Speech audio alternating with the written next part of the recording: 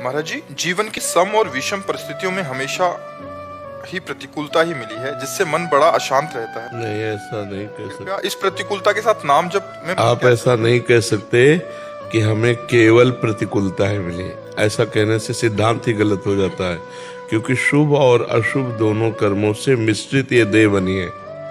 केवल प्रतिकूलता नरक में मिलती है, केवल अनुकूलता स्वर्ग में मिलती है, अनुकूलता और प्रतिकूलता मृत्यु लोक में मिलती है, क्योंकि शुभ और अशुभ कर्मों से मिश्रित ये देह बना है। तो ऐसा आप नहीं कह सकते कि केवल प्रतिकूलता मिली। आप विचार करके देखिए, आपको अनुकूलता मिलती है ना, है ना? आप प्रतिकूलता को विशेष आदर दिए, इसलिए दिमाग में छा गई। और प्रतिकूलता और अनुकूलता ये दोनों बच्चा असत है। असत, इनका कोई महत्व तो नहीं है। चाहे जितनी प्रतिकूलता उन्नति हो जाए लौकिक, और चाहे जितनी प्रतिकूलता हो जाए, इनका कोई ना सतो विद्यते भावो ना भाव विद्यते सता। इस असत की सत्ताएं नहीं। इसलिए मात्रा स्पर्शास्तु कौन्ते शीतोष्ण सुख दुखदा आगमा पाइनो अनित्यास तास्ति तिक्षस्व भारत।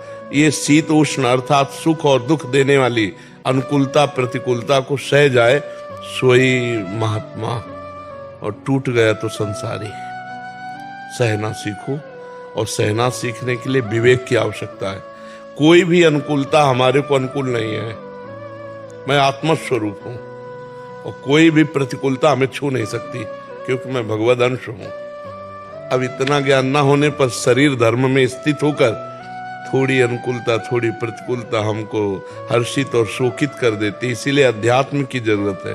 बिना अध्यात्म के बिना इन द्वंद्वों पर विजय प्राप्त नहीं की जा सकती। अब बताइए, आप क्या कहना चाहते हैं? इनका कि कृपया इस प्रतिकूलता के साथ नाम जप में मन कैसे लगाएं, कृपया मार्गदर्शन। प्रतिकूलता में तो और नाम जप होता है। पता नहीं आपको कैसे कहते हैं प्रतिकूलता में नाम जप में मन अशांत हो जाता है तो शांति जहां मिलती उधर भागा जाता है ना। फिर मान लो हम घर के बाहर खेल रहे हैं, हमें कोई पीटने लगे तो हम घर के अंदर भागेंगे ना, माँ के पास जाएंगे ना, या पिता के पास जाएंगे ना। तो प्रतिकूलता मुझे जला रही है, मैं भगवान के पास जाऊंगा जिनके चरणारविंद परम शीतल परम आनंद प्रदान करने वाले हैं। तो अशांत मन को शांत करने के लिए भगवान के नाम का आश्रय लेते हैं, भगवान के चरणों का आश्रय लेते हैं। भयभीत होकर के जब हम भगवान के शरण में जाते हैं तो निर्भय पद प्राप्त हो जाता है। जो सभी तावा शरणाई रखी होता है प्राण की नाई। तो हमें तो लगता ही नहीं कि प्रतिकूलता में भजन छूट जाता है। सही बात तो हमने जीवन में अनुभव किया है कि प्रतिकूलता में बड़ा गाढ़ भजन होता है। अनुकूलता में तो भूलने के चांस रहते हैं, लेकिन प्रतिकूलता में भगवान को भूलने ऐसे चांस ही नहीं रहते। इसलिए धन्य है उनका जीवन जिनको पग पग पर दुख और प्रतिकूलता मिल रही और भगवान की तरफ बढ़ते चले जा रहे हैं। धिक्कार है वो जीवन जो अनुकूलता मिली और भगवान को भूलकर विषयों में रमण कर रहे हैं, पूरे जीवन को व्यर्थ कर रहे हैं। इसलिए विवेकवान बनो तो निकल सकते हो। नहीं, यही तो माया है, यही द्वंद्व तो माया है, यही विकार तो माया। इसी में तो सारा चराचर जीव फंसा हुआ है। भगवान का आश्रय लेकर खूब सत्संग सुनो, नाम जप करो, पवित्र भोजन पाओ, तभी बुद्धि शुद्ध होगी। कोई नशा तो नहीं करते, मांस आदि? हाँ, बहुत बढ़िया, तभी आए हो, प्रश्न कर रहे हो। तो अभी तो आपके पास कौन सी प्रतिकूलता? आपकी जेब में, आपके दिमाग में, आपके पास है कुछ प्रतिकूलता? पत्नी से प्रतिकूलता मिलती है। हम कह रहे कितना प्रतिकूल होगी, कितना प्रतिकूल। अगर हम धर्म और सत्य से और प्यार से चलेंगे तो पशु को बस में कर लेते हैं। देखो लोग सिंह पालते हैं ना, खा जाए सिंह और गले में लिपटते हैं। क्यों? कि उसको प्यार दिया। तो प्यार पशु भी जानता है। मुझे तो नहीं लगता कि ऐसा कोई हो कि प्यार और प्रतिकूलता। अगर हम अपने नियम, अपने संयम, अपने धर्म और प्यार में हैं, हम क्यों अनुकूलता उससे मांगे? हम उसको अनुकूलता देंगे। हम पति है, अनुकूलता देंगे। अपने आप अनुकूल ना हो जाए तो बताना। अनुकूलता की मांग ही प्रतिकूलता पैदा कर देती है। तू पत्नी है, तेरा कर्तव्य ये है, ये मांग ही तुम्हें परेशान कर देगी। मैं तुम्हारा पति हूं, मैं अपने कर्तव्य में रहूंगा, तुम जितना चाहो विरोध कर लो, मैं आपको सुख पहुंचाऊंगा। अपने कर्तव्य का पालन अभी वह अधीन ना हो जाए तो मुझे बताना। क्यों? अब आप ऐसे आचरण करो जो उसके भावना के विरुद्ध हो तो